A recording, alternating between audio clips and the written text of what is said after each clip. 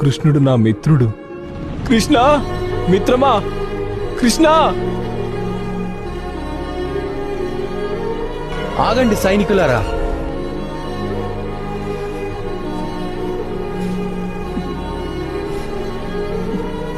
ప్రాణ స్నేహితుడు ఇతనే నా సుధామ. ఇకపై తను ద్వారకలో ఎక్కడికి వెళ్లాలన్నా ఎవ్వరూ ఆపకూడదు. రా, సింహాసనం మీద కూర్చో. లేదు మిత్రమా, లేదు. రా సుధామ.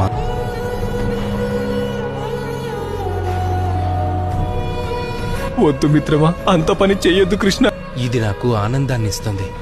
నాకు ఈ ఆనందం లేకుండా చెయ్యొద్దు.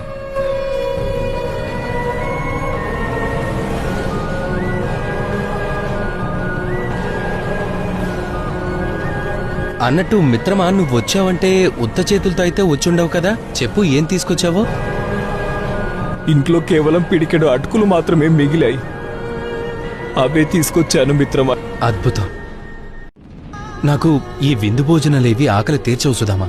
ప్రేమ నిండిన మనసుతో పిడికెడు అటుకులు పెట్టినా ఈ కృష్ణుడు సంతృప్తి చెందుతాడా?